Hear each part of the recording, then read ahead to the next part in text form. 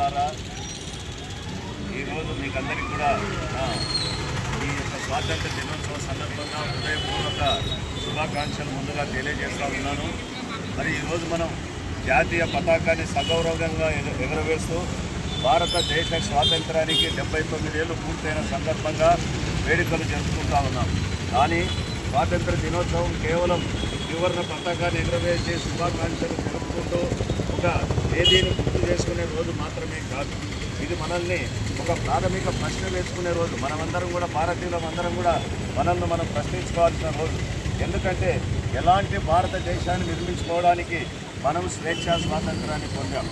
మనం కేవలం విదేశీ పాలన నుండి మాత్రమే స్వేచ్ఛను పొందలేదు. స్వేచ్ఛ, సమానత్వం, సౌభ్రాతృత్వం, న్యాయం, ప్రజాస్వామ్యం పునాదులపైన ఆధారపడినటువంటి ఒక గొప్ప దేశాన్ని బాబాసాహెబ్ అంబేద్కర్ యొక్క నాయకత్వంలో నిర్మించడానికి మనకు స్వేచ్ఛా స్వాతంత్రం లభించిందని మనం గుర్తు చేసుకోవాలి. అంతేకాకుండా ఆ గొప్ప జాతీయ వాగ్దానం బాబాసాహెబ్ అంబేద్కర్ ఏదైతే స్వేచ్ఛ, సమానత్వం, సౌభ్రాతృత్వం అనేటువంటి ప్రాథమిక సూత్రాలను బాబాసాహెబ్ అంబేద్కర్ మన రాజ్యాంగంలో సంపూర్ణంగా దాన్ని వ్యక్తపరిచి మనందరికీ ఒక స్వేచ్ఛాయుతమైన భారతదేశాన్ని అందించాడు. ఆ 1947 ఆగస్టు 15న సార్వభౌమాధికారం ప్రజల చేతిలోకి వచ్చింది. దాని సందేశం స్పష్టంగా ఉంది. ఇక్కడ ఎవరంటే ప్రజల కంటే రాజులు గొప్పవారు కాదు. ఏ ప్రభుత్వము రాజ్యాంగానికి అతీతం కాదు. ఏ పార్టీ రాజ్యాంగానికి అతీతం కాదు. ఏ మతము రాజ్యాంగానికి అతీతం కాదు. ఏ మతము పౌరసత్వానికి అతీతం కాదు. ఏ కులము సమానత్వానికి అతీతం కాదు.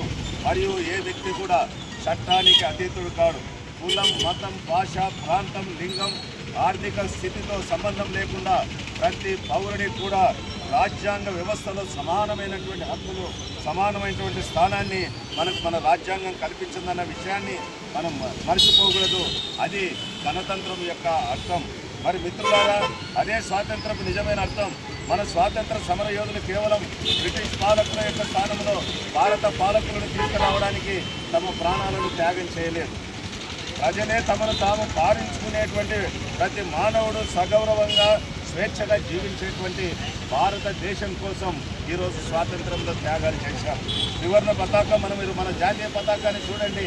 అదే ఒక్క కాషాయ వర్ణమే కాదు. ఇక్కడ ఈ త్రివర్ణ పతాకం ఏ ఒక్క మతానికి సంబంధించింది కాదు. ఏ ఒక్క రాజకీయ పార్టీకి సంబంధించింది కాదు. అది ఏ ఒక్క కులానికి, ఏ భాషకు, ఏ ప్రాంతానికి సంబంధించింది కాదు. అది ప్రతి భారతీయ పౌరుడికి సంబంధించింది.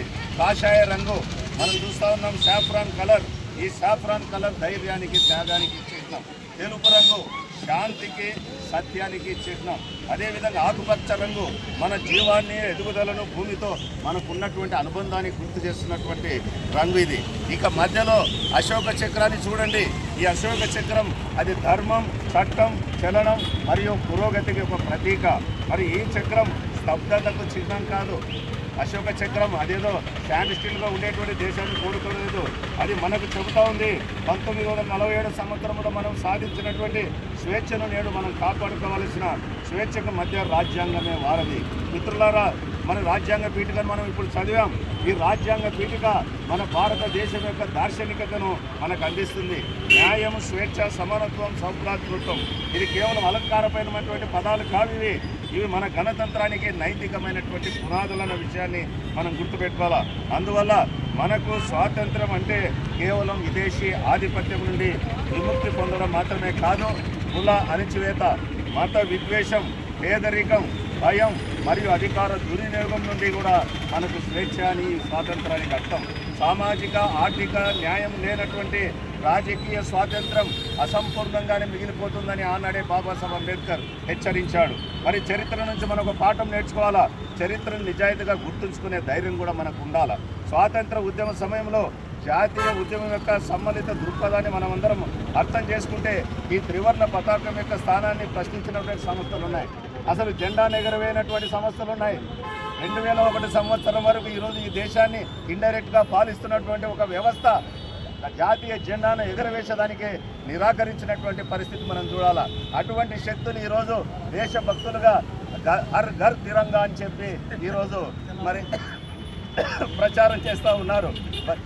అటువంటి రాజకీయ ధోరణులు ఉన్నాయి. కాబట్టి ఆర్ఎస్ఎస్ మరియు ప్రస్తుత జాతీయ పతాకానికి దాని తొలి వ్యతిరేకతకు సంబంధించి నేను ఊరికే చెప్పడంలే, చరిత్రలో ఆధారాలు ఉన్నాయి. 2001లో ఇటువంటి యువకులు మనలాంటి వాళ్ళందరూ కూడా అక్కడ జెండాను ఆవిష్కరించడానికి పోతే పోలీసు కేసు పెట్టినటువంటి సందర్భాలు ఉన్నాయి.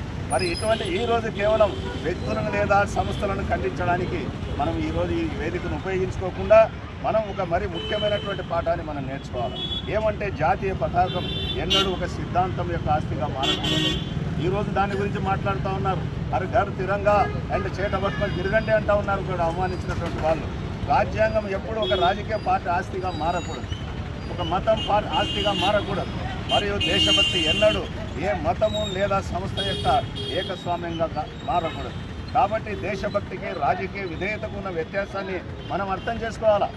ఒక దేశభక్తుడు ప్రభుత్వాన్ని విమర్శించగలడు, ధైర్యంగా విమర్శించాలా, అది నేరం కాదు, జాతి వ్యతిరేకం కాదు.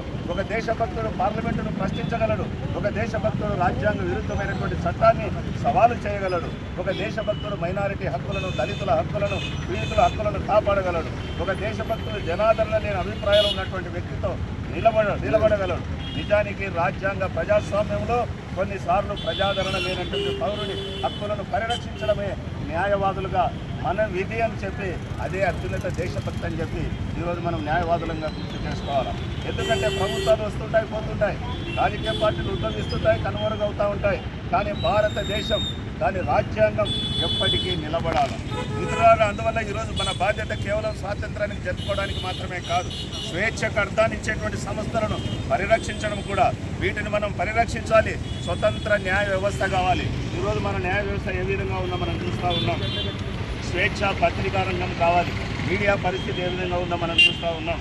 నిష్పాక్షిక ఎన్నికల ప్రక్రియ కావాలి. మరి ఏ విధంగా ఎలక్షన్ కమిషన్ ఉందో మనం చూస్తూ ఉన్నాం.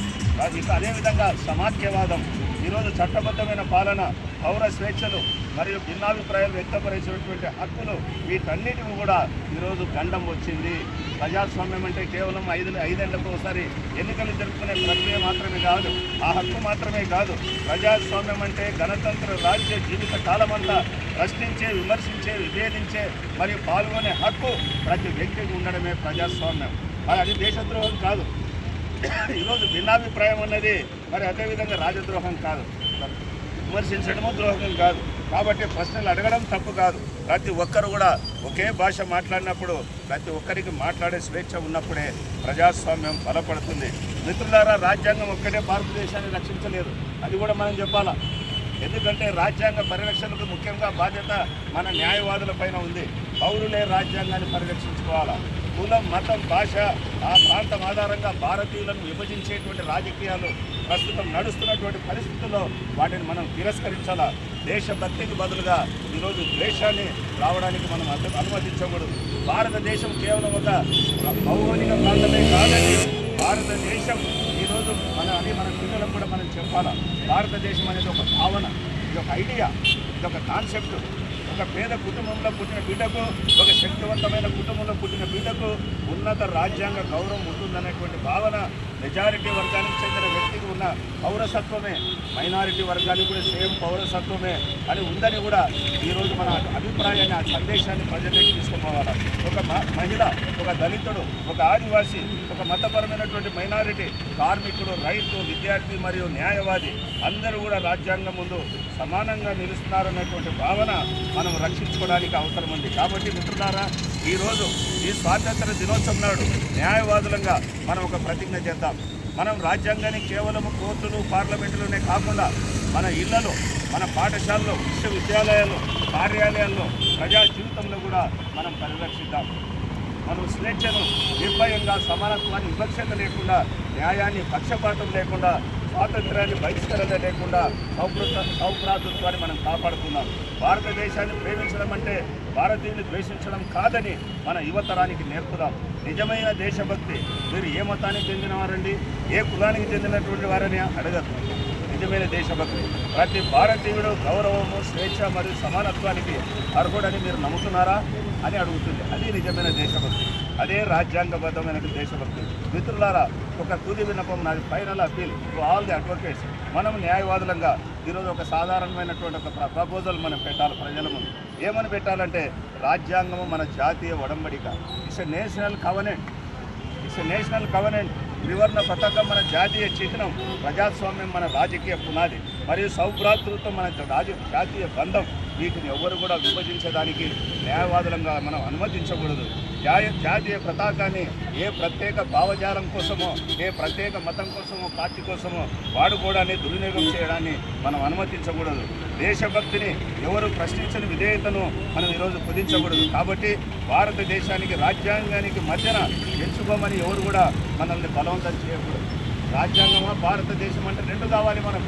మరి కాబట్టి ఎందుకంటే ఈరోజు మనం జరుపుకుంటున్నటువంటి భారతదేశం అది ప్రజల చేత సృష్టించబడిన ఫ్రీడమ్ పీపుల్ ఆఫ్ ఇండియా అంటున్నాం.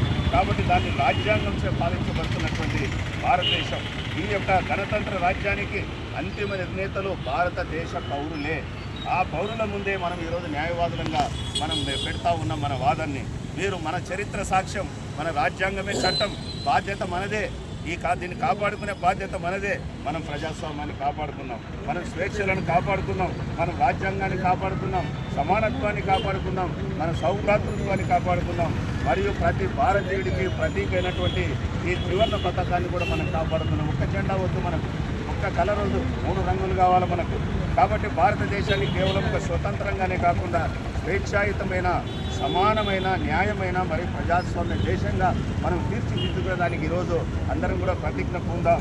జై భారత్, జై భీమ్, జై రాజ్యాంగం.